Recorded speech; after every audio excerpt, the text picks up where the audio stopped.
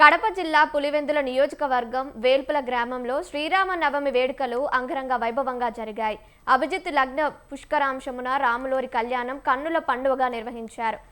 లింగాల రామలింగారెడ్డి ఆధ్వర్యంలో జరిగిన ఈ కళ్యాణోత్సవంలో అవినాష్ రెడ్డితో పాటు భారీ సంఖ్యలో భక్తులు పాల్గొన్నారు. ఎంపీ వైఎస్ అవినాష్ రెడ్డి ఉత్సవ విగ్రహాలకు ప్రత్యేక పూజలు నిర్వహించారు.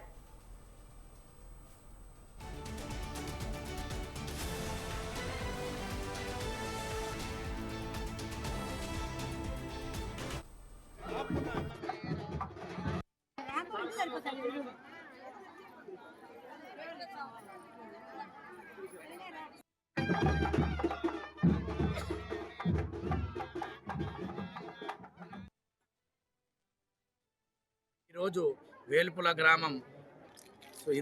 గ్రామం నందు సీతారాముల వారి కళ్యాణ మహోత్సవం అత్యంత వైభవోపేతముగా జరిగింది.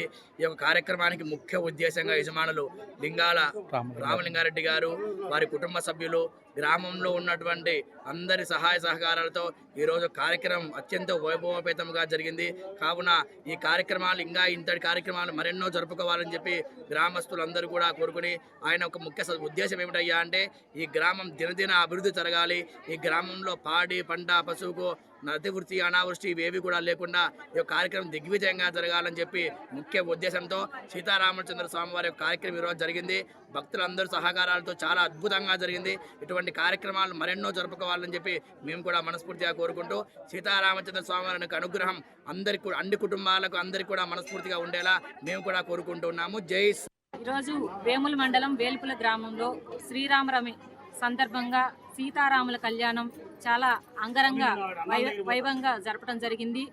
ఈ కార్యక్రమం యొక్క ముఖ్య ఉద్దేశం గ్రామం కానీ సుభిక్షంగా ప్రజలందరూ సుభిక్షంగా ఉండాలని ఈ కార్యక్రమం చేపట్టడం జరిగింది. దీంట్లో ఈరోజు చాలా కన్నుల పండుగగా సీతారాముల కళ్యాణం జరిగింది. చాలా సంతోషంగా ఉంది. ఇలాంటి కార్యక్రమాలు మరెన్ని జరుపుకుంటూ ఆ దేవుని కృప మా గ్రామంపై ఎల్లవేళలా ఉండాలని కోరుకుంటున్నాము.